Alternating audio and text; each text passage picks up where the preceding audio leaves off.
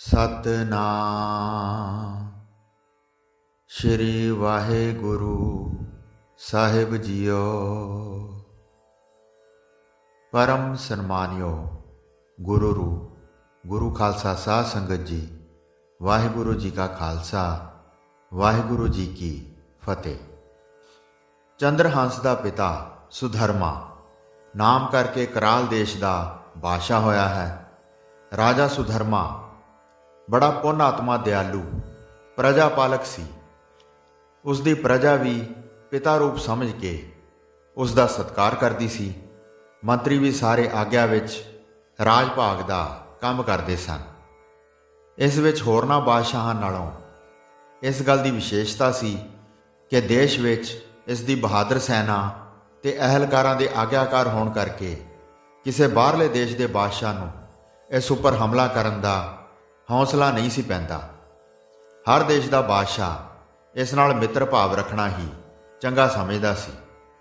ਫਿਰ ਰਾਜਾ ਸੁਧਰਮਾ ਸੰਤ ਸੇਵੀ ਵੀ ਬਹੁਤ ਸੀ। ਇਸ ਨੇ ਆਪਣੇ ਰਾਜ ਵਿੱਚ ਥਾਂ ਥਾਂ ਤੇ ਭੰਡਾਰੇ ਖੋਲ੍ਹ ਰੱਖੇ ਸਨ। ਰਾਹੀ ਮੁਸਾਫਰਾਂ ਦੇ ਠਹਿਰਨ ਵਾਸਤੇ ਸਰਾਵਾਂ, ਪਾਣੀ ਪੀਣ ਲਈ ਖੂਹ, ਇਸ ਤਰ੍ਹਾਂ ਦੇ ਸਾਰੇ ਸੁੱਖ ਆਨੰਦ ਹੋਣ ਕਰਕੇ ਹਰ ਪਾਸੇ ਖੁਸ਼ਹਾਲੀ ਹੀ ਖੁਸ਼ਹਾਲੀ ਬਾਹਾਂ ਪਸਾਰੀ ਨਿਗਾਹ ਆਉਂਦੀ ਸੀ। ਵਾਹਿਗੁਰੂ ਦੀ ਕਿਰਪਾ ਮਿਹਰ ਦਾ ਸਦਕਾ ਹੋਰ ਤਾਂ ਸਾਰੇ ਸੁੱਖ ਉਸ ਨੂੰ ਪ੍ਰਾਪਤ ਸਨ, ਪਰ ਔਰਤ ਈਮਾਨ, ਦੌਲਤ ਗੁਜ਼ਰਾਨ, ਪੁੱਤਰ ਨਿਸ਼ਾਨ, ਕਰਨੀ ਪ੍ਰਧਾਨ, ਕਿਆ ਹਿੰਦੂ ਕਿਆ ਮੁਸਲਮਾਨ ਦੇ ਵਾਕਾਂ ਅਨੁਸਾਰ ਇੱਕੋ ਇੱਕ ਜਗਤ ਵਿੱਚ ਨਿਸ਼ਾਨ ਰੂਪ ਮਿੱਠੀ ਦਾਤ ਭਾਵ ਪੁੱਤਰ ਦੀ ਪ੍ਰਾਪਤੀ ਨਹੀਂ ਸੀ। ਰਾਜਾ ਸੁਧਰਮਾ ਨੇ ਪੁੱਤਰ ਪ੍ਰਾਪਤੀ ਵਾਸਤੇ ਬੜੇ ਬੜੇ ਯਤਨ ਕੀਤੇ। ਸਾਲਾਂ ਬੱਧੀ ਸਦਾ ਵਰਤ ਲਾਈ ਰੱਖੇ, ਕਈ ਯੱਗ ਕੀਤੇ, ਬੜੇ ਬੜੇ ਵੱਡੇ ਭੰਡਾਰੇ ਕੀਤੇ, ਅਨੇਕਾਂ ਸੰਤਾਂ ਮਹਾਤਮਾ ਨੂੰ ਭੋਜਨ ਛਕਾਇਆ, ਪਰ ਹਰ ਪਾਸਿਓਂ ਰਾਜਾ ਸੁਧਰਮਾ ਨੂੰ ਨਿਰਾਸ਼ਤਾ ਦਾ ਹੀ ਮੂੰਹ ਵੇਖਣਾ ਪਿਆ। ਆਖਿਰ ਇਤਨਾ ਕੁਝ ਕਰਨ ਤੇ ਵੀ ਜਿਸ ਵੇਲੇ ਸੰਤਾਨ ਦੀ ਪ੍ਰਾਪਤੀ ਨਾ ਹੋਈ ਤਾਂ ਦਿਲ ਵਿੱਚ ਬਹੁਤ ਨਿਰਾਸ਼ਤਾ ਹੋਈ। ਰੋਟੀ ਖਾਣੀ ਵੀ ਚੰਗੀ ਨਾ ਲੱਗਿਆ ਕਰੇ। ਇਸੇ ਤਰ੍ਹਾਂ ਬੜੀ ਉਦਾਸਤਾਈ ਵਿੱਚ ਸਮਾਂ ਬੀਤਦਾ ਗਿਆ। ਕੁਝ ਸਮੇਂ ਬਾਅਦ ਬੜੇ ਬੀਤਰਾਗੀ ਵੈਰਾਗੀ ਤਿਆਗੀ ਫਕੀਰ ਇਸ ਦੀ ਰਾਜਧਾਨੀ ਵਿੱਚ ਆ ਗਏ। ਜਿੱਥੇ ਉਹ ਠਹਿਰੇ ਉੱਥੇ ਸਵੇਰੇ ਸ਼ਾਮ 2 ਵੇਲੇ ਹਰੀ ਦੀ ਕਥਾ ਤੇ ਹਰੀ ਦਾ ਜਸ ਰੂਪ ਕੀਰਤਨ ਹੋਣ ਲੱਗ ਪਿਆ। ਦੂਰ ਦਰਾਡਿਓਂ ਸਭ ਸੰਗਤਾਂ ਦਰਸ਼ਨਾਂ ਵਾਸਤੇ ਆਉਣੀਆਂ ਸ਼ੁਰੂ ਹੋ ਗਈਆਂ। ਸਭ ਆਪਣੀਆਂ ਕਾਮਨਾ ਪੂਰੀਆਂ ਕਰਕੇ ਜਾਂਦੀਆਂ। ਗੱਲ ਚਲਦੀ ਚਲਦੀ ਰਾਜਾ ਸੁਧਰਮਾ ਦੇ ਪਾਸ ਵੀ ਪੁੱਜ ਗਈ।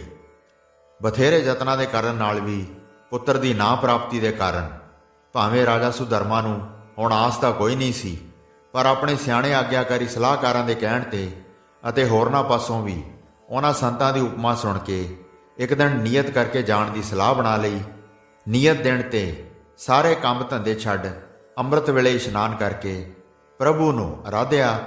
ਫਿਰ ਅਹਿਲਕਾਰਾਂ ਰਾਣੀਆਂ ਸਹਿਤ ਨੰਗੀ ਪੈਰੀ ਅਨੇਕਾਂ ਪ੍ਰਕਾਰ ਦੀਆਂ ਸੁਗਾਤਾਂ ਭੇਟਾਂ ਵਜੋਂ ਲੈ ਕੇ ਉਹਨਾਂ ਸੰਤਾਂ ਦੇ ਅਸਥਾਨ ਤੇ ਪੁੱਜੇ। ਦੀਵਾਨ ਸਜਾ ਹੋਇਆ ਸੀ।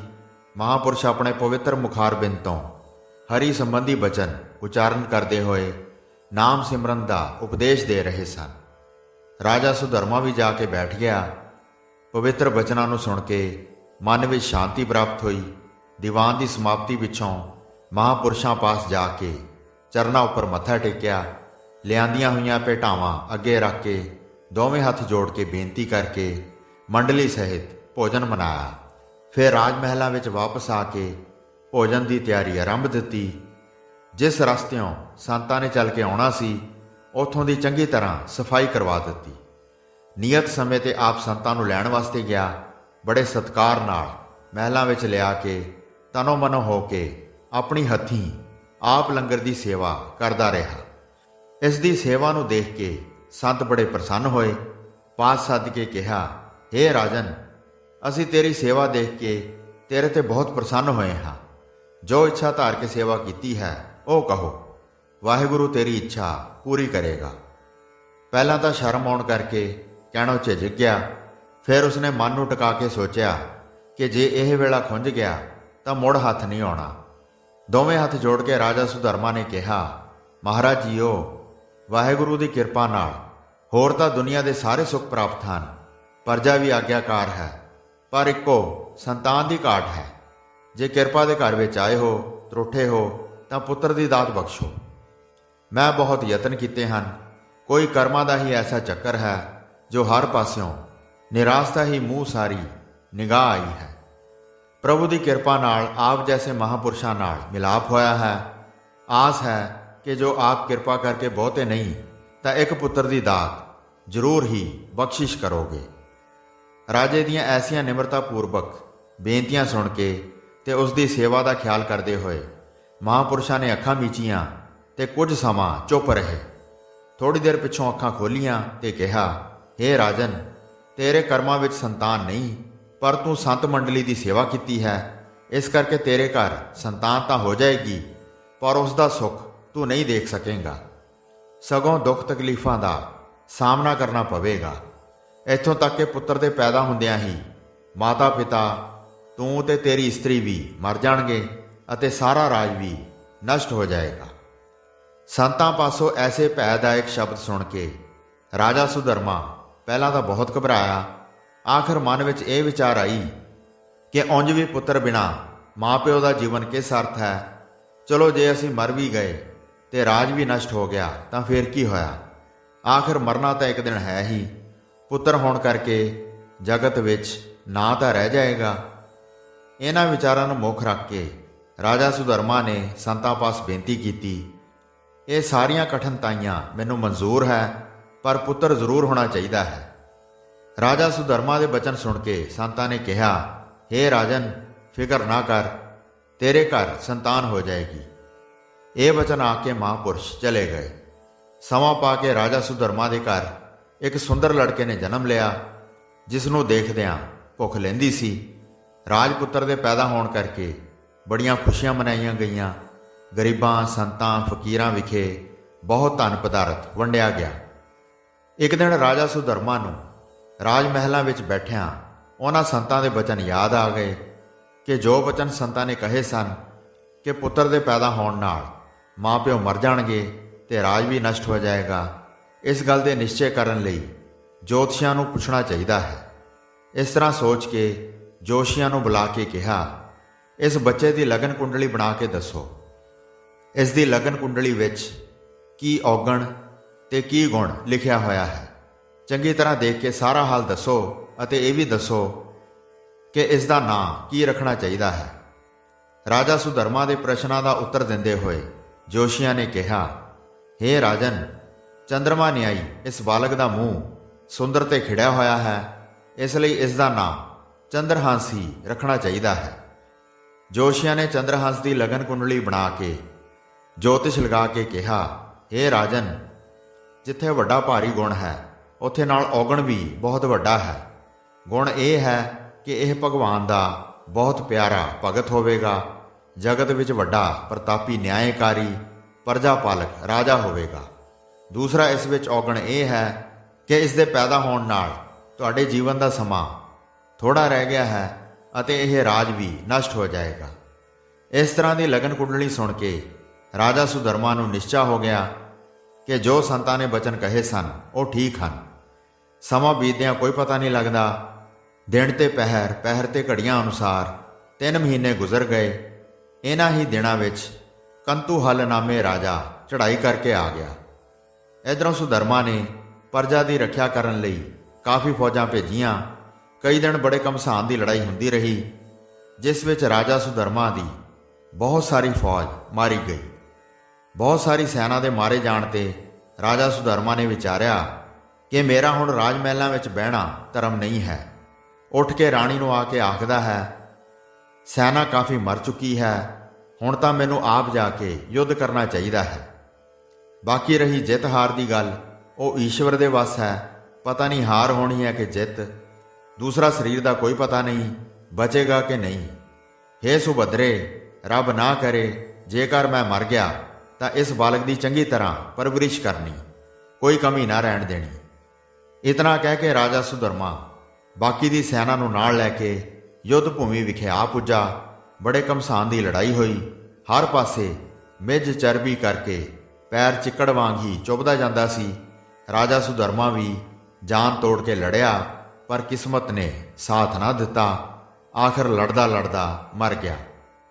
ਇਧਰ ਜਿਸ ਵੇਲੇ ਰਾਜਾ ਸੁਧਰਮਾ ਦੀ ਰਾਣੀ ਨੂੰ ਪਤਾ ਲੱਗਾ ਤਾਂ ਉਹ ਬਹੁਤ ਰੋਈ। ਇੱਕ ਦੋ ਵਾਰ ਬੇਹੋਸ਼ ਵੀ ਹੋ ਗਈ, ਪਰ ਗੋਲੀਆਂ ਨੇ ਬਹੁਤ ਸੇਵਾ ਕੀਤੀ, ਸਰੀਰ ਵਿਖੇ ਬੇਹੋਸ਼ੀ ਰਹਿਣ ਨਾ ਦਿੱਤੀ। ਪਤੀ ਦੇ ਮਰ ਹੋ ਜਾਣ ਤੇ ਰਾਣੀ ਨੇ ਸੋਚਿਆ, ਹੁਣ ਮੇਰਾ ਜਗਤ ਵਿੱਚ ਰਹਿਣਾ ਨਿਸਫਲ ਹੈ। ਹੋ ਸਕਦਾ ਹੈ ਜਿੱਥੇ ਇਤਨਾ ਕੁਝ ਹੋ ਗਿਆ ਹੈ ਕਿਤੇ ਮੇਰਾ ਪਤੀਵ੍ਰਤ ਧਰਮ ਨਾ ਚਲਾ ਜਾਏ। ਰਾਜੇ ਦੇ ਪਿੱਛੋਂ ਪਤਾ ਨਹੀਂ ਕਿਹੜੀ ਕਿਹੜੀ ਔਕੜ ਦਾ ਮੂੰਹ ਤੱਕਣਾ ਪਵੇਗਾ। ਇਹ ਵਿਚਾਰ ਕੇ ਪੱਕਾ ਨਿਸ਼ਚਾ ਕਰ ਲਿਆ, ਹੁਣ ਪਤੀ ਦੇ ਨਾਲ ਹੀ ਸਤੀ ਹੋ ਜਾਣਾ ਠੀਕ ਹੈ। ਇਹਨਾਂ ਸੰਕਲਪਾਂ ਦੇ ਪੱਕਿਆਂ ਹੋਣ ਕਰਕੇ ਬਾਲਕ ਚੰਦਰਹੰਸ ਨੂੰ ਨਜ਼ਦੀਕੀ ਗੋਲੀ ਦੇ ਹਵਾਲੇ ਕਰ ਦਿੱਤਾ ਤੇ ਬਹੁਤ ਸਾਰਾ ਧਨ ਪਦਾਰਥ ਦਿੰਦਿਆਂ ਕਿਹਾ, ਅੱਜ ਤੋਂ ਰਾਜ ਕੰਵਰ ਦੀ ਦੇਖਭਾਲ ਤੂੰ ਕਰਨੀ ਹੈ, ਅੱਗੋਂ ਜੋ ਈਸ਼ਵਰ ਨੂੰ ਪਾਇਆ। ਇਤਨਾ ਕਹਿ ਕੇ ਰਾਜਾ ਸੁਧਰਮਾ ਦੀ ਪਤਨੀ ਰਾਜ ਮਹਿਲਾਂ ਵਿੱਚੋਂ ਨਿਕਲ ਕੇ ਯੁੱਧ ਭੂਮੀ ਵਿਖੇ ਪਤੀ ਦੀ ਲਾਸ਼ ਲੱਭ ਕੇ ਚਿਖਾ ਬਣਾ ਕੇ ਉਸਦੇ ਨਾਲ ਹੀ ਸਤੀ ਹੋ ਗਈ। ਇਧਰ ਇੱਕ ਦਿਨ ਆਪਣੇ ਘਰ ਵਿੱਚ ਬੈਠੀ ਹੋਈ ਦਾਸੀ ਨੇ ਸੋਚਿਆ, ਹੁਣ ਇਹ ਰਾਜ ਕੰਤੂਹਲ ਦਾ ਹੋ ਚੁੱਕਾ ਹੈ। ਹੋ ਸਕਦਾ ਹੈ ਕਿ ਉਹ ਆਪਣੇ ਵੈਰੀ ਦਾ ਪੁੱਤਰ ਜਾਣ ਕੇ ਕਿਤੇ ਮਾਰ ਹੀ ਨਾ ਦੇਵੇ, ਇਸ ਲਈ ਇੱਥੇ ਰਹਿਣਾ ਹੁਣ ਠੀਕ ਨਹੀਂ। ਇਹਨਾਂ ਵਿਚਾਰਾਂ ਦੇ ਹੋਣ ਕਰਕੇ ਉਹ ਦਾਸੀ ਚੰਦਰਹੰਸ ਤੇ ਰਾਣੀ ਦਾ ਦਿੱਤਾ ਹੋਇਆ ਸਾਰਾ ਧਨ ਲੁਕਵੀਂ ਥਾਂ ਬੰਨ੍ਹ ਕੇ ਪ੍ਰਭੂ ਦਾ ਆਸਰਾ ਲੈ ਕੇ ਉਸ ਦੇਸ਼ ਵਿੱਚੋਂ ਨਿਕਲ ਤੁਰੀ। ਤਿੰਨਾਂ ਚੌਹਾਂ ਦਿਨਾਂ ਪਿੱਛੋਂ ਜਿਸ ਵੇਲੇ ਹੋਰ ਦੇਸ਼ ਦੀ ਹੱਦ ਵਿੱਚ ਵੜੀ ਤਾਂ ਪੁੱਛਿਆ ਕਿ ਇਹ ਕਿਸ ਰਾਜੇ ਦਾ ਦੇਸ਼ ਹੈ, ਤਾਂ ਕਿਸੇ ਨੇ ਕਿਹਾ ਇਹ ਕੰਤੂਹਲ ਰਾਜੇ ਦਾ ਹੈ। ਤਾਂ ਦਾਸੀ ਨੇ ਸੋਚਿਆ ਕਿ ਇੱਥੇ ਰਹਿਣਾ ਤਾਂ ਉੱਥੋਂ ਨਾਲੋਂ ਵੀ ਖਤਰਨਾਕ ਹੈ। ਉਸੇ ਵੇਲੇ ਉਹ ਕਿਸੇ ਹੋਰ ਪਾਸੇ ਚੱਲ ਪਈ। ਚਲਦੇ ਚਲਦੇ ਤ੍ਰਿਸ਼ਬੁੱਧੀ ਨਾਮੇ ਰਾਜੇ ਦੇ ਦੇਸ਼ ਵਿੱਚ ਜਾ ਪੁੱਜੀ, ਜੋ ਰਾਜੇ ਕੰਤੂਹਲ ਪਾਸ ਟਕੇ ਭਰਿਆ ਕਰਦਾ ਸੀ। ਚੰਦਰਹੰਸ ਦੀ ਰੱਖਿਆ ਲਈ ਆਪਣੇ ਸੁੱਖ ਦਾ ਨਾ ਖਿਆਲ ਕਰਦਿਆਂ ਸ਼ਹਿਰ ਵਿੱਚ ਨਹੀਂ ਗਈ, ਸਗੋਂ ਬਾਹਰ ਜੰਗਲ ਵਿੱਚ ਜਿੱਥੇ ਬੜਾ ਬੀਤਰਾਗ ਸੰਤ ਜਨ ਰਿਹਾ ਕਰਦੇ ਸਨ, ਉੱਥੇ ਆ ਕੇ ਸੰਤਾਂ ਪਾਸ ਰੋ ਪਈ ਅਤੇ ਸਾਰੀ ਵਾਰਤਾ ਕਹਿ ਸੁਣਾਈ। ਫਿਰ ਉੱਥੇ ਹੀ ਰਹਿਣ ਦਾ ਸੰਕਲਪ ਬਣਾ ਕੇ ਬੇਨਤੀ ਕੀਤੀ, ਸੰਤ ਜੀ ਆਪ ਪ੍ਰਭੂ ਦੇ ਪਿਆਰੇ ਹੋ, ਕਿਰਪਾ ਕਰਕੇ ਇੱਥੇ ਆਪਣੀ ਸ਼ਰਨ ਵਿੱਚ ਰਹਿਣ ਲਈ ਆਗਿਆ ਦਿਓ। ਦਿਆਲੂ ਸੰਤਾਂ ਨੇ ਉਸ ਨੂੰ ਦੁਖਿਆਰੀ ਸਮਝ ਕੇ ਪਾਸ ਰਹਿਣ ਦੀ ਆਗਿਆ ਦੇ ਦਿੱਤੀ। ਫਿਰ ਉਹ ਦਾਸੀ ਆਗਿਆ ਪਾ ਕੇ ਤਨੋਂ ਮਨੋਂ ਹੋ ਕੇ ਰਾਤ ਦਿਨ ਭੀਲਣੀ ਵਾਂਗੂ ਸੰਤਾਂ ਦੀ ਸੇਵਾ ਕਰਦੀ ਰਹੀ ਅਤੇ ਉਦਮ ਕਰਕੇ ਆਪਣੇ ਰਹਿਣ ਲਈ ਇੱਕ ਵੱਖਰੀ ਝੌਂਪੜੀ ਪਾ ਲਈ। ਇਸੇ ਤਰ੍ਹਾਂ ਸੰਤਾਂ ਦੀ ਸੇਵਾ ਕਰਦਿਆਂ ਕੁਝ ਕੁ ਸਮਾਂ ਬੀਤ ਗਿਆ। ਹਲੇ ਥੋੜੇ ਦਿਨ ਹੀ ਸੰਤਾਂ ਪਾਸ ਰਹਿੰਦਿਆਂ ਬੀਤੇ ਸਨ, ਜੋ ਉਮਰ ਪੂਰੀ ਹੋ ਜਾਣ ਕੇ ਦਾਸੀ ਵੀ ਮਰ ਗਈ। ਲੜਕਾ ਇਕੱਲਾ ਰਹਿ ਗਿਆ, ਪਰ ਉਸ ਦੀ ਸਾਰੀ ਪਰਵਰਿਸ਼ ਮਹਾਤਮਾ ਆਪ ਹੀ ਕਰਨ ਲੱਗ ਪਏ। ਪੂਰਬਲੇ ਚੰਗੇ ਭਾਗਾਂ ਤੇ ਸੰਤਾਂ ਦੀ ਸੰਗਤ ਦੇ ਪ੍ਰਤਾਪ ਕਰਕੇ ਚੰਦਰਹੰਸ ਛੋਟੀ ਉਮਰ ਵਿੱਚ ਹੀ ਸੰਤਾਂ ਦੀ ਰੀਸ ਕਰਨ ਲੱਗ ਪਿਆ। ਅਰਥਾਤ ਸੰਤਾਂ ਦੀ ਤਰ੍ਹਾਂ ਪਹਿਲਾਂ ਅੰਮ੍ਰਿਤ ਵੇਲੇ ਉੱਠ ਕੇ ਇਸ਼ਨਾਨ ਪਾਣੀ ਕਰਕੇ ਸੰਤਾਂ ਦੇ ਪਿੱਛੇ ਅੱਖਾਂ ਮੀਟ ਕੇ ਬੈਠਣ ਲੱਗ ਪਿਆ। ਇੱਕ ਦਿਨ ਸੰਤਾਂ ਨੇ ਬਾਲਕ ਦੀ ਇਸ ਤਰ੍ਹਾਂ ਲਗਨ ਦੇਖ ਕੇ ਕਿਹਾ, ਹੇ ਪੁੱਤਰ, ਐਵੇਂ ਨਾ ਅੱਖਾਂ ਮੀਟ ਕੇ ਬੈਠਿਆ ਕਰ, ਪ੍ਰਭੂ ਦਾ ਨਾਮ ਵੀ ਜਪਿਆ ਕਰ। ਸੰਤਾਂ ਦੇ ਕਹਿਣ ਤੇ ਚੰਦਰਹੰਸ ਸਿਮਰਨ ਵੀ ਕਰਨ ਲੱਗ ਪਿਆ। ਇਸ ਤਰ੍ਹਾਂ ਸੰਤਾਂ ਪਾਸ ਰਹਿੰਦਿਆਂ ਭਜਨ ਸਿਮਰਨ ਵਿੱਚ ਚੰਦਰਹੰਸ ਦੇ ਚੰਗੇ ਦਿਨ ਬਤੀਤ ਹੁੰਦੇ ਗਏ। ਜਿੱਥੇ ਕਿਤੇ ਸੰਤ ਮੰਡਲੀ ਭੋਜਨ ਛਕਣ ਜਾਂਦੀ, ਨਾਲ ਚੰਦਰਹੰਸ ਵੀ ਚਲਾ ਜਾਂਦਾ। ਇੱਕ ਦਿਨ ਉੱਥੋਂ ਦੇ ਰਾਜੇ ਤ੍ਰਿਸ਼ਬੁੱਧੀ ਨੇ ਬ੍ਰਹਮ ਭੋਜ ਕੀਤਾ। ਬੜੇ ਬੜੇ ਜੋਤਸ਼ੀ, ਪੰਡਤ, ਸਾਧੂ, ਮਹਾਤਮਾ, ਵੈਰਾਗੀ, ਤਿਆਗੀ ਸਭਨਾਂ ਨੂੰ ਬ੍ਰਹਮ ਭੋਜ ਤੇ ਆਉਣ ਲਈ ਸੱਦਿਆ ਗਿਆ। ਉਸ ਮੌਕੇ ਉਹਨਾਂ ਮਹਾਤਮਾ ਨਾਲ ਚੰਦਰਹੰਸ ਵੀ ਚਲਾ ਗਿਆ। ਜਦੋਂ ਕਿ ਉਹ ਲਗਭਗ 5 ਸਾਲਾਂ ਦਾ ਸੀ, ਪਰ ਸੰਤਾਂ ਦੀ ਕਿਰਪਾ ਕਰਕੇ ਉਸ ਦੀ ਲਗਨ ਅਜਿਹੀ ਹੋ ਗਈ ਜੋ ਕਿ ਪੂਰਨ ਸੰਤਾਂ ਵਾਂਗੂ ਪੰਗਤ ਵਿੱਚ ਬੈਠਾ ਹੀ ਨਾਮ ਸਿਮਰਨ ਕਰੀ ਜਾਂਦਾ। ਜਿੱਥੇ ਆਪਣੀ ਸੰਤ ਮੰਡਲੀ ਨਾਲ ਚੰਦਰਹੰਸ ਬੈਠਾ ਸੀ, ਉੱਥੇ ਇਸ ਦੇ ਸਾਹਮਣੇ 4-5 ਚੰਗੇ ਵਿਦਵਾਨ ਜੋਤਿਸ਼ ਦੇ ਮਾਹਰ ਬੈਠੇ ਜੋਤਸ਼ੀ ਆਪਸ ਵਿੱਚ ਗੱਲਾਂ ਕਰ ਰਹੇ ਸਨ। ਗੱਲਾਂ ਕਰਦਿਆਂ ਕਰਦਿਆਂ ਇੱਕ ਜੋਸ਼ੀ ਦੀ ਨਿਗਾਹ ਚੰਦਰਹੰਸ ਤੇ ਪੈ ਗਈ।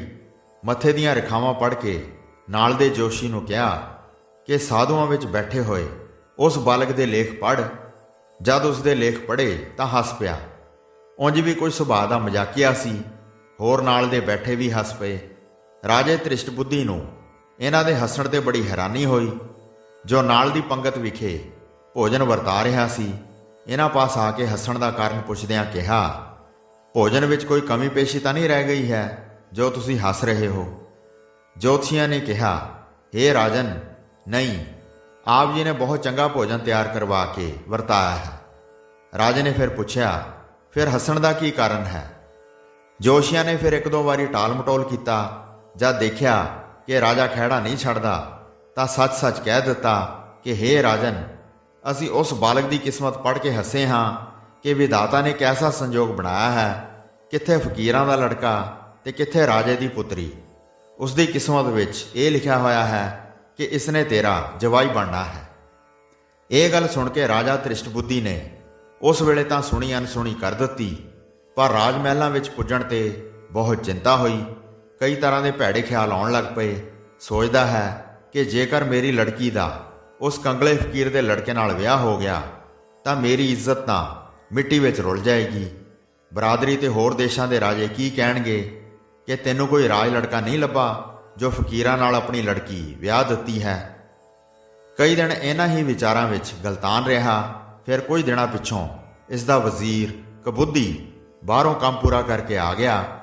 ਰਾਜੇ ਨੂੰ ਚਿੰਤਾਤੁਰ ਦੇਖ ਕੇ ਪੁੱਛਿਆ, ਹੇ ਰਾਜਨ, ਕੀ ਗੱਲ ਹੋਈ ਹੈ ਜੋ ਆਪ ਇਤਨੀ ਚਿੰਤਾ ਵਿੱਚ ਹੋ? ਕਿਸੇ ਨੇ ਹਮਲਾ ਤਾਂ ਨਹੀਂ ਕੀਤਾ? ਇਹ ਗੱਲ ਸੁਣ ਕੇ ਰਾਜੇ ਨੇ ਕਿਹਾ, ਜਿਸ ਦਿਨ ਮੈਂ ਬ੍ਰਹਮ ਭੋਜ ਕੀਤਾ ਸੀ ਉਸ ਦਿਨ ਇੱਕ ਛੋਟਾ ਜਿਹਾ ਲੜਕਾ ਵੀ ਸੰਤਾਂ ਨਾਲ ਆਇਆ ਹੋਇਆ ਸੀ।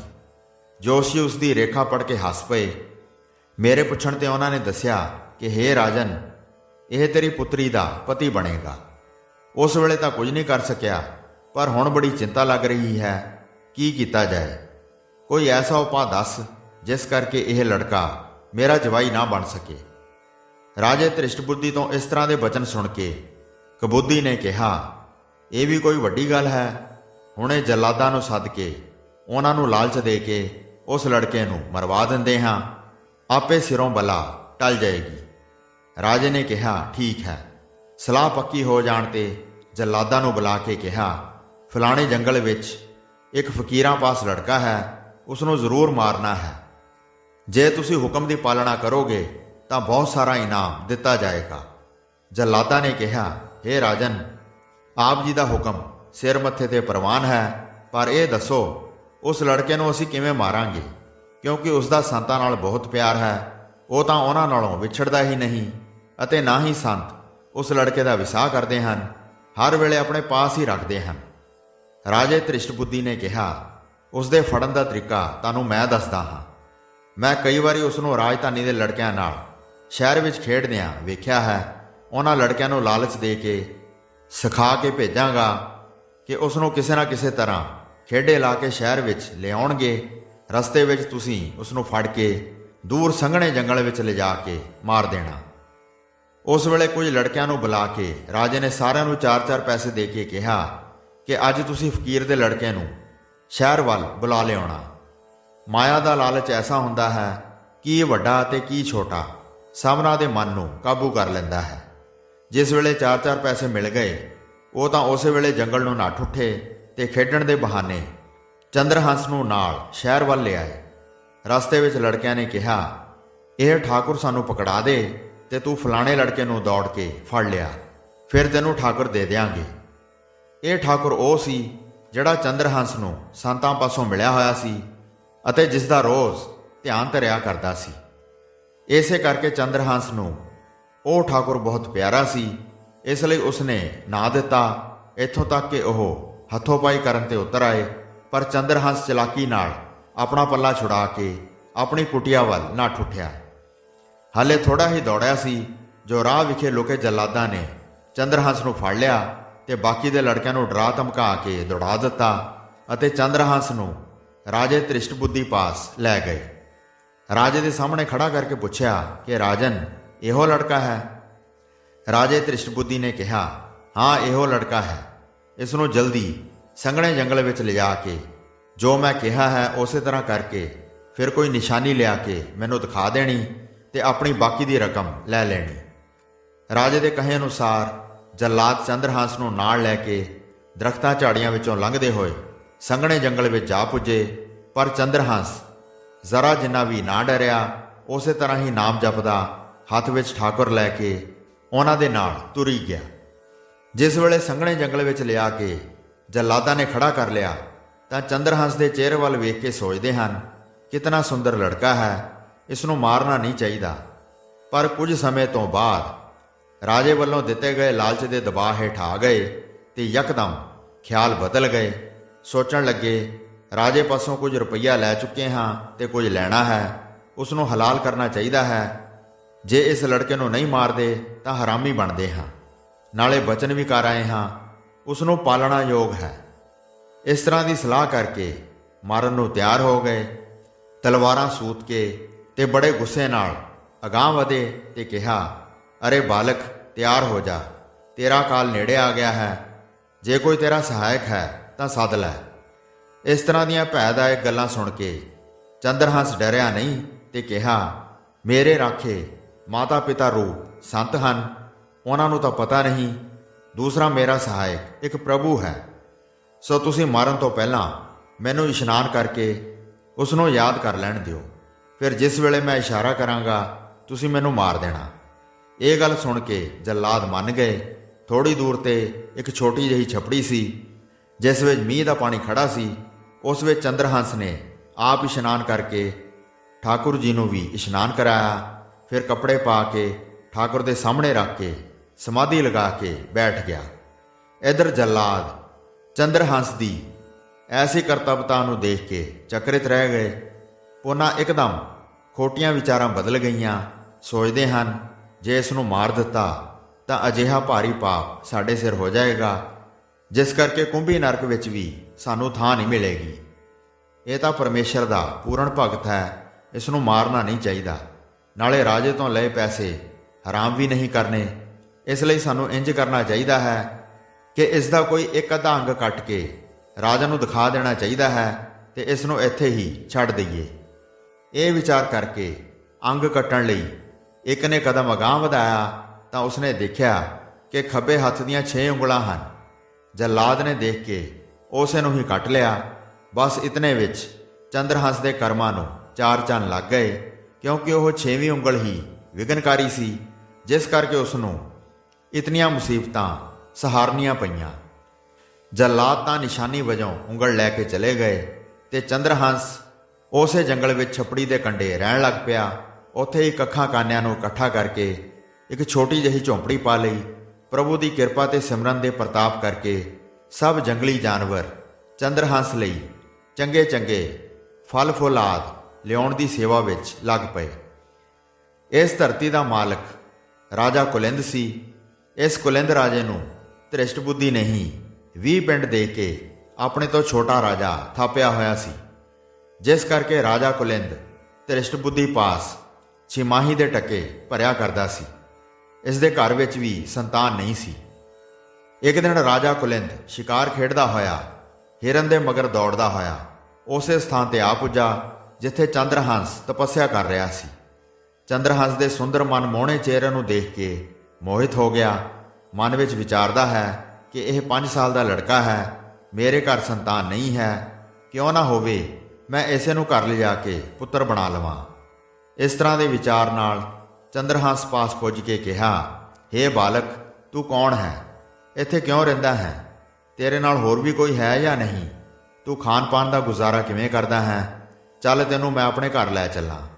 ਰਾਜੇ ਦੇ ਪ੍ਰਸ਼ਨਾਂ ਦਾ ਉੱਤਰ ਦਿੰਦਿਆਂ ਹੋਇਆਂ ਚੰਦਰਹੰਸ ਨੇ ਕਿਹਾ, ਹੇ ਰਾਜਨ, ਮੈਂ ਇਕੱਲਾ ਨਹੀਂ ਹਾਂ, ਪ੍ਰਭੂ ਮੇਰੇ ਅੰਗ ਸੰਗ ਹੈ।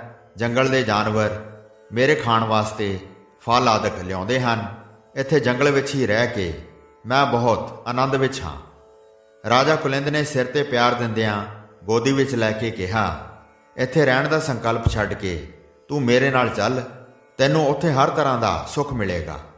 ਇਸ ਤਰ੍ਹਾਂ ਪਿਆਰ ਕਰਦਿਆਂ ਘੋੜੇ ਤੇ ਬਿਠਾ ਕੇ ਆਪਣੇ ਘਰ ਲੈ ਗਿਆ। ਰਾਣੀ ਦੇ ਸਪੁਰਦ ਕਰਦਿਆਂ ਕਿਹਾ ਕਿ ਭਗਵਾਨ ਨੇ ਬੜੀ ਕਿਰਪਾ ਕੀਤੀ ਹੈ, ਜੋ ਪਲਿਆ ਪਲਾਇਆ ਅਤੀ ਸੁੰਦਰ ਲੜਕਾ ਬਖਸ਼ ਦਿੱਤਾ ਹੈ। ਇਸ ਨੂੰ ਹੀ ਆਪਣਾ ਪੁੱਤਰ ਜਾਣ ਕੇ ਇਸ ਦੀ ਚੰਗੀ ਤਰ੍ਹਾਂ ਪਾਲਣਾ ਕਰੋ।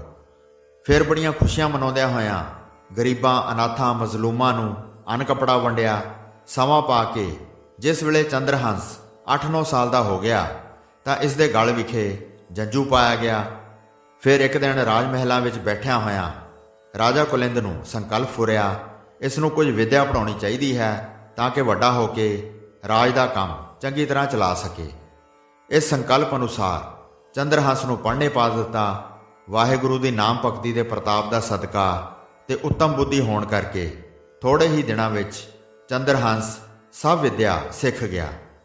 ਚੰਦਰਹੰਸ ਨੂੰ ਹਰ ਤਰ੍ਹਾਂ ਦਾ ਅਕਲਵੰਦ ਜਾਣ ਕੇ ਰਾਜੇ ਕੁਲਿੰਦ ਨੇ ਵਿਚਾਰਿਆ, ਮੈਂ ਤਾਂ ਰਾਜ ਭਾਗ ਦਾ ਬਹੁਤ ਆਨੰਦ ਮਾਣ ਲਿਆ ਹੈ, ਹੁਣ ਇਸ ਨੂੰ ਰਾਜ ਭਾਗ ਸੌਂਪ ਕੇ ਆਤਮ ਤਪੱਸਿਆ ਕਰਨ ਲਈ ਬਨਵਾਸ ਲੈ ਲਵਾਂ। ਇਹ ਵਿਚਾਰ ਕੇ ਰਾਜਾ ਕੁਲਿੰਦ ਨੇ ਚੰਦਰਹੰਸ ਨੂੰ ਰਾਜ ਤਿਲਕ ਦੇ ਕੇ ਸਿੰਘਾਸਨ ਤੇ ਬਿਠਾ ਦਿੱਤਾ। ਰਾਜ ਸਿੰਘਾਸਨ ਮਿਲ ਜਾਣ ਤੇ ਵੀ ਚੰਦਰਹੰਸ ਨੇ ਈਸ਼ਵਰ ਭਗਤੀ ਨਹੀਂ ਛੱਡੀ।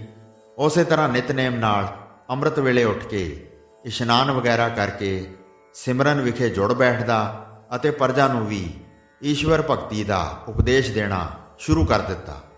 ਫਿਰ ਤਾਂ ਯਥਾ ਰਾਜਾ ਤਥਾ ਪ੍ਰਜਾ ਵਾਲੀ ਕਹਾਵਤ ਬਣੀ ਗਈ, ਕਿਉਂਕਿ ਜਿਹੋ ਜਿਹਾ ਰਾਜਾ ਹੋਵੇ ਉਹ ਜਿਹੀ ਪ੍ਰਜਾ ਖੁਦ ਬ ਖੁਦ ਬਣ ਜਾਂਦੀ ਹੈ।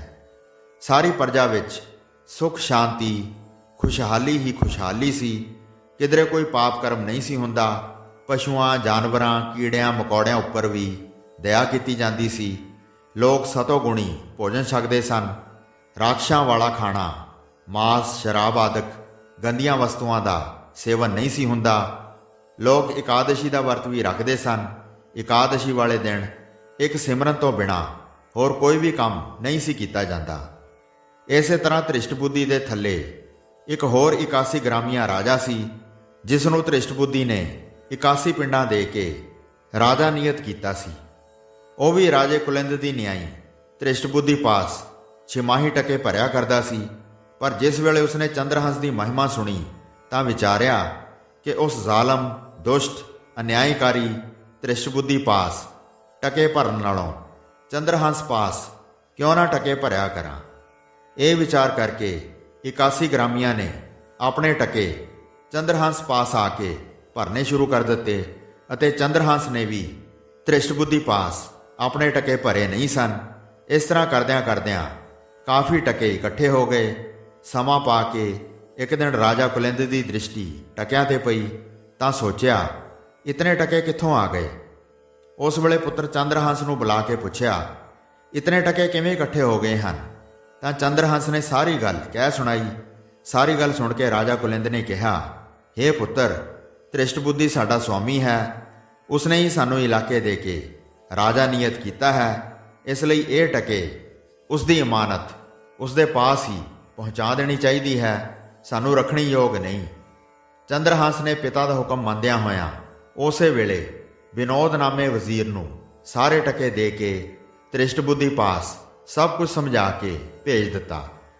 ਜਿਸ ਵੇਲੇ ਵਿਨੋਦ ਨੇ ਰਾਜੇ ਧ੍ਰਿਸ਼ਟ ਬੁੱਧੀ ਦੇ ਪਾਸ ਪੁੱਜ ਕੇ ਉਸ ਦੇ ਅੱਗੇ ਸਾਰੇ ਟਕੇ ਲਿਆ ਕੇ ਰੱਖੇ ਤਾਂ ਧ੍ਰਿਸ਼ਟ ਬੁੱਧੀ ਨੇ ਕਿਹਾ, ਇਤਨੇ ਟਕੇ ਕਿੱਥੋਂ ਲੈ ਕੇ ਆਇਆ ਹੈ।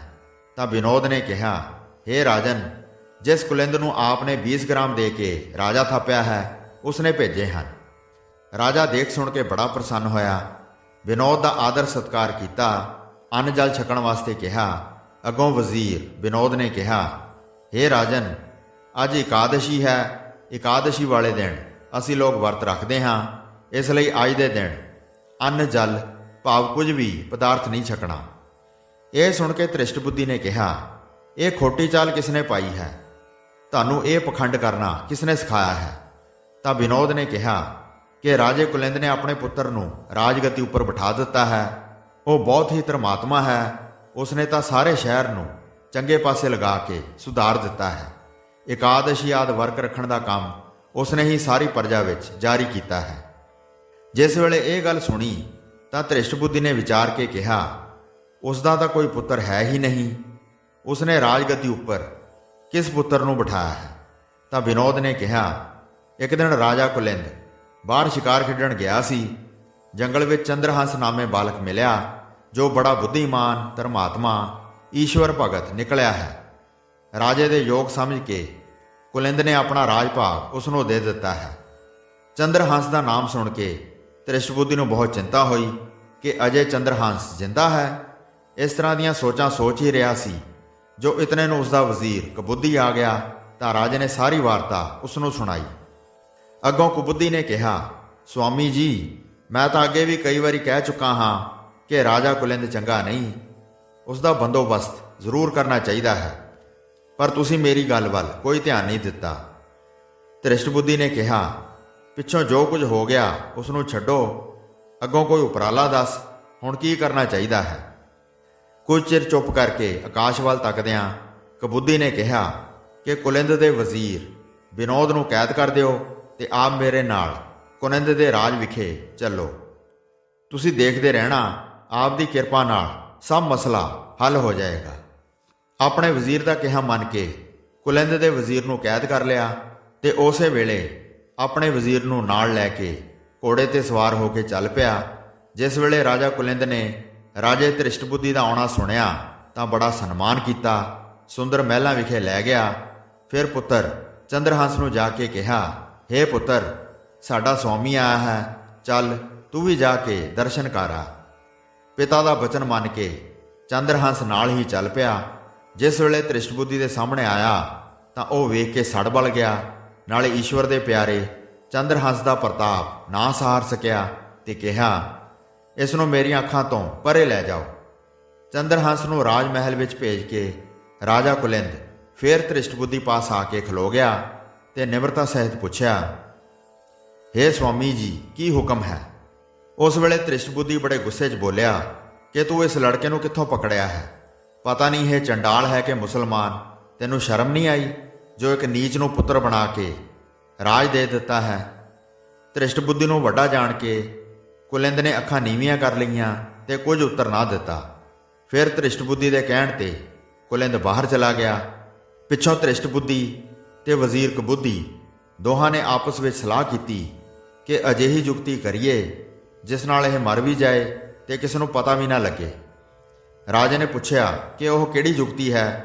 ਕੁਬੁੱਧੀ ਨੇ ਕਿਹਾ, ਹੇ ਰਾਜਨ, ਆਪ ਜੀ ਦਾ ਪੁੱਤਰ ਜੋ ਮਦਨ ਸਿੰਘ ਹੈ ਉਸ ਵੱਲ ਆਪ ਚਿੱਠੀ ਲਿਖੋ ਕਿ ਹੇ ਪੁੱਤਰ, ਕੁਝ ਸੋਚ ਵਿਚਾਰ ਨਹੀਂ ਕਰਨੀ, ਕਿਸੇ ਪਾਸੋਂ ਸਲਾਹ ਨਹੀਂ ਲੈਣੀ।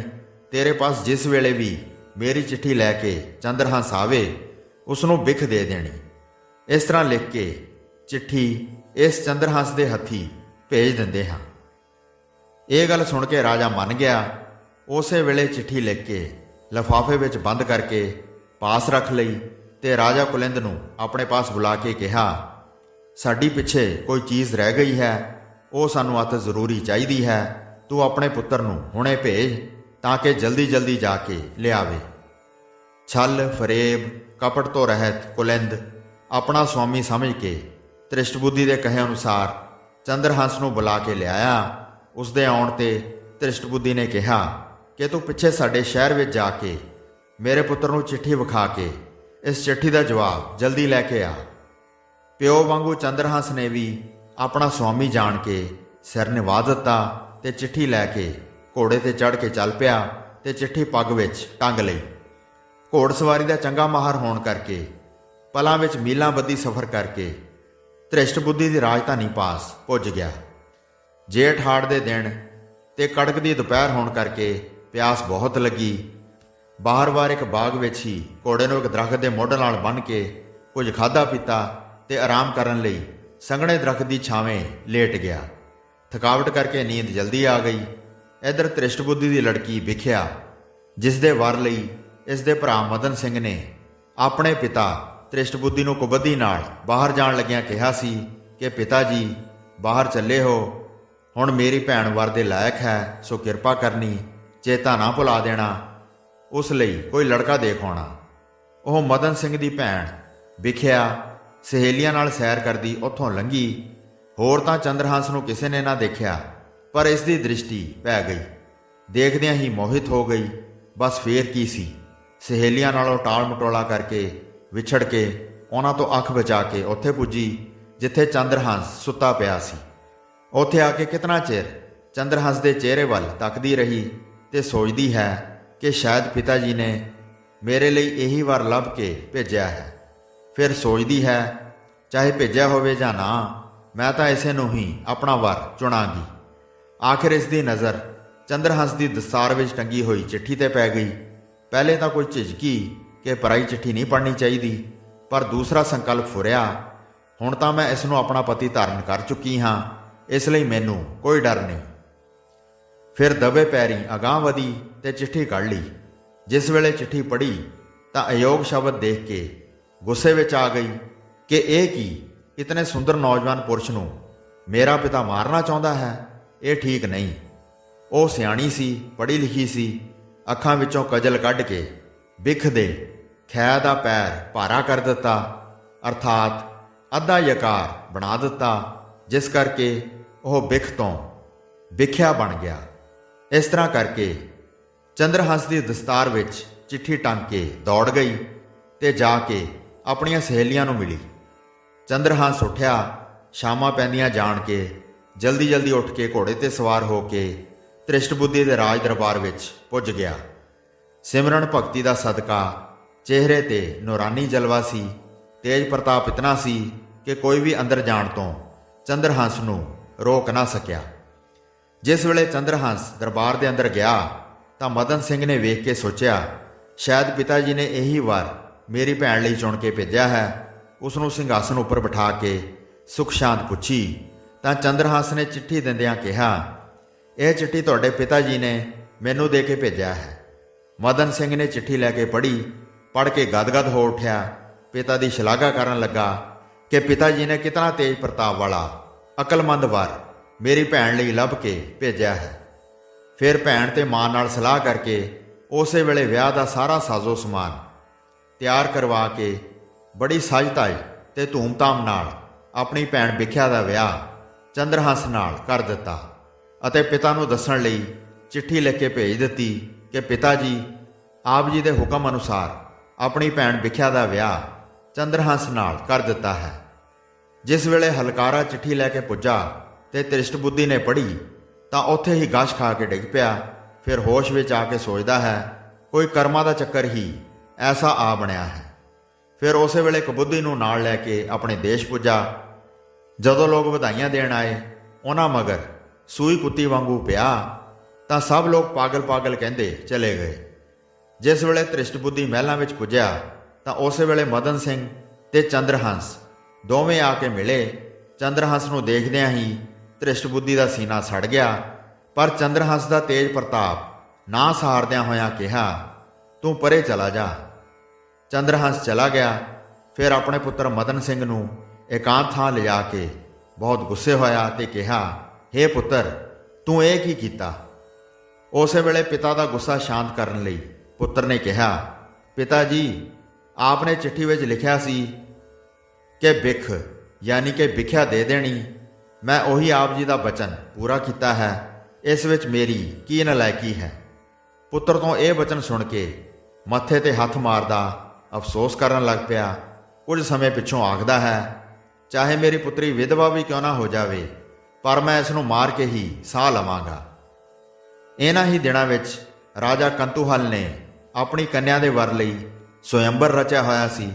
ਤ੍ਰਿਸ਼ਟ ਬੁੱਧੀ ਨੇ ਆਪਣੇ ਪੁੱਤਰ ਮਦਨ ਸਿੰਘ ਨੂੰ ਇਸ ਤਰ੍ਹਾਂ ਕਹਿ ਕੇ ਭੇਜ ਦਿੱਤਾ ਕਿ ਪੁੱਤਰ, ਰਾਜੇ ਕੰਤੂਹਲ ਨੇ ਆਪਣੀ ਲੜਕੀ ਦਾ ਸਵੰਬਰ ਰਚਿਆ ਹੈ। ਉੱਥੇ ਬਹੁਤ ਸਾਰੇ ਰਾਜਕੰਵਰ ਇਕੱਠੇ ਹੋ ਰਹੇ ਹਨ। ਤੂੰ ਵੀ ਚਲਾ ਜਾ। ਪਤਾ ਨਹੀਂ ਕਿ ਉਹ ਰਾਜ ਲੜਕੀ ਤੈਨੂੰ ਹੀ ਆਪਣਾ ਵਰ ਪਸੰਦ ਕਰ ਲਵੇ। ਇਸ ਤਰ੍ਹਾਂ ਦੇ ਬਚਨ ਸੁਣ ਕੇ ਪਿਤਾ ਦੀ ਆਗਿਆ ਮੰਨ ਕੇ ਮਦਨ ਸਿੰਘ ਤਾਂ ਰਾਜੇ ਕੰਤੂਹਲ ਦੀ ਰਾਜਧਾਨੀ ਵਿੱਚ ਚਲਾ ਗਿਆ ਤੇ ਪਿੱਛੋਂ ਚੰਦਰਹੰਸ ਨੂੰ ਆਪਣੇ ਪਾਸ ਸੱਦ ਕੇ ਕਿਹਾ, ਹੇ ਪੁੱਤਰ, ਸਾਡੀ ਕੁਲ ਦੀ ਇਹੀ ਰੀਤ ਹੈ ਕਿ ਪਹਿਲਾਂ ਦੇਵੀ ਦਾ ਪੂਜਨ ਕਰਨਾ ਹੈ। ਇਸ ਕਰਕੇ ਪਹਿਲਾਂ ਤੂੰ ਜਾ ਕੇ ਦੇਵੀ ਦਾ ਪੂਜਨ ਕਰ ਆ। ਇਸ ਤਰਫ ਤਾਂ ਚੰਦਰਹੰਸ ਨੂੰ ਦੇਵੀ ਮੰਦਰ ਜਾਣ ਲਈ ਮਨਾ ਲਿਆ ਤੇ ਅੰਦਰਖਾਨੇ ਜੱਲਾਦਾਂ ਨੂੰ ਆਪਣੇ ਪਾਸ ਸੱਦ ਕੇ ਧਨ ਦਾ ਲਾਲਚ ਦੇ ਕੇ ਸਿਖਾ ਦਿੱਤਾ ਕਿ ਕੱਲ ਨੂੰ ਤੁਸੀਂ ਦੇਵੀ ਦੇ ਮੰਦਰ ਪਾਸ ਜਾ ਕੇ ਲੁੱਕ ਕੇ ਬੈਠ ਜਾਣਾ। ਜਿਹੜਾ ਵੀ ਨੌਜਵਾਨ ਲੜਕਾ ਆਵੇ, ਬਿਨਾਂ ਵਿਚਾਰੇ ਉਸ ਨੂੰ ਤਲਵਾਰ ਦੀ ਭੇਟਾ ਕਰ ਦੇਣਾ। ਇਸ ਤਰ੍ਹਾਂ ਸਿਖਾ ਕੇ ਜੱਲਾਦਾਂ ਨੂੰ ਪਹਿਲਾਂ ਹੀ ਦੇਵੀ ਮੰਦਰ ਵੱਲ ਭੇਜ ਦਿੱਤਾ। ਉਧਰ ਜਿੱਥੇ ਮਦਨ ਸਿੰਘ ਕੰਤੂਹਲ ਦੀ ਲੜਕੀ ਦੇ ਸਵੰਬਰ ਤੇ ਗਿਆ ਹੋਇਆ ਸੀ, ਉਹ ਸਵੰਬਰ ਵਿੱਚ ਕੰਤੂਹਲ ਦੀ ਲੜਕੀ ਨੇ ਕਿਸੇ ਨੂੰ ਵੀ ਪਸੰਦ ਨਾ ਕੀਤਾ। ਵਾਪਸੀ ਵੇਲੇ ਮਦਨ ਸਿੰਘ ਪਾਸੋਂ ਕੰਤੂਹਲ ਨੇ ਚੰਦਰਹੰਸ ਬਾਰੇ ਪੁੱਛਿਆ ਕਿ ਉਹ ਲੜਕਾ ਕੈਸਾ ਹੈ। ਮਦਨ ਸਿੰਘ ਨੇ ਕਿਹਾ, ਉਹ ਬੜਾ ਖੂਬਸੂਰਤ ਤੇ ਦਨਾਈ ਵਾਲਾ ਹੈ। ਇਹ ਗੱਲ ਸੁਣ ਕੇ ਰਾਜੇ ਕੰਤੂਹਲ ਨੇ ਕਿਹਾ, ਇਸ ਵੇਲੇ ਉਹ ਜਿੱਥੇ ਵੀ ਹੋਵੇ ਉਸ ਨੂੰ ਲੱਭ ਕੇ ਮੇਰੇ ਪਾਸ ਭੇਜਣਾ। ਮਦਨ ਸਿੰਘ ਨੇ ਕਿਹਾ, ਚੰਗਾ, ਮੈਂ ਹੁਣੇ ਹੀ ਜਾ ਕੇ ਭੇਜਦਾ ਹਾਂ। ਇਹ ਗੱਲ ਆ ਕੇ ਉਧਰੋਂ ਮਦਨ ਸਿੰਘ ਚੱਲ ਪਿਆ ਤੇ ਇੱਧਰ ਧ੍ਰਿਸ਼ਟ ਬੁੱਧੀ ਦੇ ਕਹਿਣ ਤੇ ਚੰਦਰਹੰਸ ਦੇਵੀ ਦੀ ਪੂਜਾ ਕਰਨ ਲਈ ਮੰਦਰ ਵੱਲ ਤੁਰ ਪਿਆ। ਦੇਖੋ ਕੁਦਰਤ ਦੀ ਖੇਡ, ਦੋਹਾਂ ਦਾ ਰਸਤੇ ਵਿੱਚ ਮਿਲਾਪ ਹੋ ਗਿਆ। ਉਸ ਵੇਲੇ ਮਦਨ ਸਿੰਘ ਨੇ ਪੁੱਛਿਆ, ਜੀਜਾ ਜੀ ਕਿੱਥੇ ਚੱਲੇ ਹੋ? ਚੰਦਰਹੰਸ ਨੇ ਕਿਹਾ, ਮੈਂ ਦੇਵੀ ਮੰਦਰ ਵਿੱਚ ਪੂਜਾ ਕਰਨ ਚੱਲਿਆ ਹਾਂ। ਮਦਨ ਸਿੰਘ ਨੇ ਕਿਹਾ, ਤੇਰੀ ਜਗ੍ਹਾ ਦੇਵੀ ਮੰਦਰ ਵਿੱਚ ਮੈਂ ਜਾਂਦਾ ਹਾਂ। ਤੈਨੂੰ ਰਾਜਾ ਕੰਤੂਹਲ ਬੁਲਾ ਰਿਹਾ ਹੈ, ਤੂੰ ਉਸਦੇ ਪਾਸ ਛੇਤੀ ਚਲਾ ਜਾ। ਇੰਜ ਕਹਿ ਕੇ ਚੰਦਰਹੰਸ ਨੂੰ ਤਾਂ ਕੰਤੂਹਲ ਰਾਜੇ ਪਾਸ ਭੇਜ ਦਿੱਤਾ ਤੇ ਆਪ ਮਦਨ ਸਿੰਘ ਦੇਵੀ ਪੂਜਨ ਲਈ ਦੇਵੀ ਮੰਦਰ ਪੁੱਜ ਗਿਆ। ਅੰਦਰ ਜਾਂਦਿਆਂ ਹੀ ਇਸ ਦਾ ਸਿਰ ਜਲਾਦਾ ਨੇ ਵੜ ਦਿੱਤਾ। ਮਦਨ ਸਿੰਘ ਤਾਂ ਉਸੇ ਵੇਲੇ ਮਰ ਗਿਆ। ਉਧਰ ਜਿਸ ਵੇਲੇ ਚੰਦਰਹੰਸ ਕੰਤੂਹਲ ਰਾਜੇ ਦੇ ਪਾਸ ਪੁੱਜਾ ਤਾਂ ਉਸ ਦੀ ਕੰਨਿਆ ਨੇ ਇਸ ਦੇ ਦਗਦਗ ਕਰਦੇ ਚਿਹਰੇ ਨੂੰ ਵੇਖ ਕੇ ਜੈਮਾਲਾ ਇਸ ਦੇ ਗਲ ਵਿੱਚ ਪਾ ਦਿੱਤੀ। ਰਾਜੇ ਨੇ ਉਸੇ ਵੇਲੇ ਆਪਣੀ ਰਾਜਪੁੱਤਰੀ ਦਾ ਵਿਆਹ ਚੰਦਰਹੰਸ ਨਾਲ ਕਰ ਦਿੱਤਾ। ਜਦ ਕੁਝ ਦਿਨ ਉਸ ਪਾਸ ਰਿਹਾ ਤਾਂ ਇਸ ਦੀ ਰਹਿਣੀ ਕਹਿਣੀ ਅਤੇ ਲਿਆਕਤ ਉੱਪਰ ਪ੍ਰਸੰਨ ਹੋ ਕੇ ਰਾਜੇ ਕੰਤੂਹਲ ਦਾ ਆਪਣਾ ਪੁੱਤਰ ਨਾ ਹੋਣ ਕਰਕੇ ਇਸ ਨੂੰ ਆਪਣਾ ਪੁੱਤਰ ਮੰਨ ਕੇ ਆਪਣੀ ਰਾਜਧਾਨੀ ਦਾ ਰਾਜ ਤਿਲਕ ਇਸ ਨੂੰ ਦੇ ਕੇ ਰਾਜ ਸਿੰਘਾਸਨ ਉੱਪਰ ਬਿਠਾ ਦਿੱਤਾ। ਕੁਝ ਸਮੇਂ ਮਗਰੋਂ ਚੰਦਰਹੰਸ ਨੇ ਬੇਨਤੀ ਕੀਤੀ ਕਿ ਮੈਂ ਆਪਣੇ ਧਰਮ ਪਿਤਾ ਰਾਜੇ ਕੁਲਿੰਦ ਨੂੰ ਅਤੇ ਮਦਨ ਸਿੰਘ ਨੂੰ ਮਿਲਣ ਜਾਣਾ ਹੈ, ਆਪ ਆਗਿਆ ਦਿਓ। ਉਸ ਵੇਲੇ ਚੰਦਰਹੰਸ ਰਾਜੇ ਕੰਤੂਹਲ ਤੋਂ ਆਗਿਆ ਲੈ ਕੇ ਧ੍ਰਿਸ਼ਟ ਬੁੱਧੀ ਪਾਸ ਪੁੱਜਾ। ਚੰਦਰਹੰਸ ਨੂੰ ਹਲੇ ਵੀ ਜਿੰਦਾ ਦੇਖ ਕੇ ਘਬਰਾਇਆ ਤੇ ਪੁੱਛਿਆ, ਕੀ ਤੂੰ ਦੇਵੀ ਪੂਜਣ ਲਈ ਨਹੀਂ ਗਿਆ? ਤਾਂ ਚੰਦਰਹੰਸ ਨੇ ਉਸਦੇ ਪੁੱਤਰ ਵਾਲੀ ਸਾਰੀ ਗੱਲ ਕਹਿ ਸੁਣਾਈ ਕਿ ਤੇਰੇ ਪੁੱਤਰ ਨੇ ਰਾਹ ਵਿੱਚ ਮੈਨੂੰ ਰਾਜੇ ਕੰਤੂਹਲ ਵੱਲ ਭੇਜ ਦਿੱਤਾ ਸੀ ਤੇ ਆ ਮਦਨ ਸਿੰਘ ਦੇਵੀ ਪੂਜਣ ਚਲਾ ਗਿਆ ਸੀ। ਇਹ ਗੱਲ ਸੁਣਦਿਆਂ ਸਾਰ ਧ੍ਰਿਸ਼ਟ ਬੁੱਧੀ ਗਸ਼ ਖਾ ਕੇ ਡਿੱਗ ਪਿਆ ਕਿ ਉਹ ਤਾਂ ਮੇਰਾ ਪੁੱਤਰ ਹੀ ਮਾਰਿਆ ਗਿਆ ਹੈ। ਫਿਰ ਉੱਥੇ ਮੰਦਰ ਪਾਸ ਪੁੱਜ ਕੇ ਆਪ ਵੀ ਪੱਥਰਾਂ ਨਾਲ ਟੱਕਰਾਂ ਮਾਰ-ਮਾਰ ਕੇ ਮਰ ਗਿਆ। ਪੁੰਨਾ ਰਾਣੀਆਂ ਨੂੰ ਤੇ ਉਸ ਦੀ ਧੀ ਵੇਖਿਆ ਨੂੰ ਪਤਾ ਲੱਗਾ। ਰਾਣੀਆਂ ਤਾਂ ਮੰਦਰ ਵੱਲ ਰੋਂਦੀਆਂ ਪਿੱਟਦੀਆਂ ਚਲੀਆਂ ਗਈਆਂ, ਪਰ ਵੇਖਿਆ ਆਪਣੇ ਪਤੀ ਚੰਦਰਹੰਸ ਪਾਸ ਆਈ ਤੇ ਬੇਨਤੀ ਕਰਕੇ ਸਾਰੀ ਗੱਲ ਦੱਸੀ ਤੇ ਕਿਹਾ, ਪਤੀ ਦੇਵ, ਆਪ ਪ੍ਰਭੂ ਦੇ ਪਿਆਰੇ ਹੋ, ਕਿਰਪਾ ਕਰੋ ਤੇ ਮੇਰੇ ਪਿਤਾ ਤੇ ਭਰਾ ਨੂੰ ਬਖਸ਼ ਦਿਓ। ਚੰਦਰਹੰਸ ਦਿਆਲੂ ਸੁਭਾਅ ਵਾਲਾ ਸੀ। ਪ੍ਰਭੂ ਅੱਗੇ ਪ੍ਰਾਰਥਨਾ ਕੀਤੀ। ਈਸ਼ਵਰ ਦੀ ਕਿਰਪਾ ਨਾਲ ਦੋਵੇਂ ਸੁਰਜੀਤ ਹੋ ਗਏ। ਧ੍ਰਿਸ਼ਟ ਬੁੱਧੀ ਉੱਠ ਕੇ ਆਪਣੀ ਕੀਤੀ ਤੇ ਬਹੁਤ ਪਛਤਾਇਆ ਤੇ ਕਿਹਾ, ਹੇ ਚੰਦਰਹੰਸ, ਮੇਰਾ ਰਾਜ ਵੀ ਹੁਣ ਤੂੰ ਹੀ ਕਰ। ਪਰ ਚੰਦਰਹੰਸ ਨੇ ਅਜਿਹਾ ਨਾ ਕੀਤਾ, ਸਗੋਂ ਧ੍ਰਿਸ਼ਟ ਬੁੱਧੀ ਦਾ ਰਾਜ ਉਸਦੇ ਪੁੱਤਰ ਮਦਨ ਸਿੰਘ ਨੂੰ ਦੇ ਕੇ ਫਿਰ ਆਪ ਆਪਣੇ ਰਾਜ ਵਿਖੇ ਆ ਕੇ ਆਪਣੇ ਪਿਤਾ ਕੁਲਿੰਦ ਨੂੰ ਜੇਲ੍ਹ ਵਿੱਚੋਂ ਛੁਡਾਇਆ, ਜਿਸ ਨੂੰ ਧ੍ਰਿਸ਼ਟ ਬੁੱਧੀ ਕੈਦ ਕਰ ਆਇਆ ਸੀ। ਫਿਰ ਕੁਝ ਚਿਰ ਰਹਿ ਕੇ ਪਿਤਾ ਦੀ ਪ੍ਰਸੰਨਤਾ ਅਨੁਸਾਰ ਚੰਦਰਹੰਸ ਉਸ ਤੋਂ ਆਗਿਆ ਲੈ ਕੇ ਨਾਮ ਸਿਮਰਨ ਦੇ ਪ੍ਰਤਾਪ ਕਰਕੇ ਫਿਰ ਕੰਤੂਹਲ ਰਾਜੇ ਦੀ ਰਾਜਧਾਨੀ ਵਿਖੇ ਆ ਕੇ ਸੁਖਪੂਰਵਕ ਰਾਜ ਕਰਨ ਲੱਗ ਪਿਆ। ਸੋ ਪਿਆਰੀ ਸਾਧ ਸੰਗਤ ਜੀ, ਇਸ ਪ੍ਰਸੰਗ ਤੋਂ ਇਹ ਨਿਸ਼ਚੈ ਕਰਨਾ ਹੈ ਕਿ ਧ੍ਰਿਸ਼ਟ ਬੁੱਧੀ ਤਾਂ ਵਿਹੋ ਆਦਿ ਦਿਵਾ ਕੇ ਚੰਦਰਹੰਸ ਦੇ ਮਾਰਨ ਦਾ ਬਹੁਤ ਹੀ ਯਤਨ ਕਰਦਾ ਰਿਹਾ, ਪਰ ਪ੍ਰਭੂ ਦੀ ਕਿਰਪਾ ਹੋਣ ਕਰਕੇ ਵਿਹੋ ਤੋਂ ਅੰਮ੍ਰਿਤ ਹੀ ਬਣਦਾ ਗਿਆ। ਅਥਵਾ ਜਿਸ ਨੇ ਸਤਿਗੁਰਾਂ ਦੁਆਰੇ ਪ੍ਰਭੂ ਦੇ ਨਾਮ ਨੂੰ ਉਚਾਰਨਾ ਕੀਤਾ ਹੈ, ਉਸ ਨੂੰ ਬਿਖ ਤੋਂ ਅੰਮ੍ਰਿਤ ਯਾਨੀ ਕਿ ਦੁੱਖਾਂ ਤੋਂ ਸੁਖ ਪ੍ਰਾਪਤ ਹੋਏ ਹਨ। ਸਾਧ ਸੰਗਤ ਜੀ, ਅਸੀਂ ਵੀ ਆਪਣੀ ਜ਼ਿੰਦਗੀ ਵਿੱਚ ਕਈ ਵਾਰੀ ਦੁੱਖਾਂ ਕਾਰਨ ਡਾਵਾਂਡੋਲ ਹੋ ਜਾਈਦਾ ਹੈ। ਸਾਨੂੰ ਛੋਟੇ-ਮੋਟੇ ਦੁੱਖਾਂ ਦੀ ਪਰਵਾਹ ਨਹੀਂ ਕਰਨੀ ਚਾਹੀਦੀ ਤੇ ਹਮੇਸ਼ਾ ਪ੍ਰਭੂ ਦੇ ਸਿਮਰਨ ਵਿੱਚ ਹੀ ਰਹਿਣਾ ਚਾਹੀਦਾ ਹੈ। ਪ੍ਰਭੂ ਜੀ ਆਪਣੀ ਕਿਰਪਾ ਕਰਕੇ ਦੁੱਖਾਂ ਨੂੰ ਸੁੱਖਾਂ ਵਿੱਚ ਬਦਲ ਦਿੰਦੇ ਹਨ। ਹੋਈਆਂ ਭੁੱਲਾਂ ਚੁੱਕਾਂ ਦੀ ਖਿਮਾ ਬਖਸ਼ਣੀ ਜੀ। ਦਾਸ ਨੂੰ ਆਗਿਆ ਦਿਓ। ਵਾਹਿਗੁਰੂ ਜੀ ਕਾ ਖਾਲਸਾ, ਵਾਹਿਗੁਰੂ ਜੀ ਕੀ ਫਤਿਹ।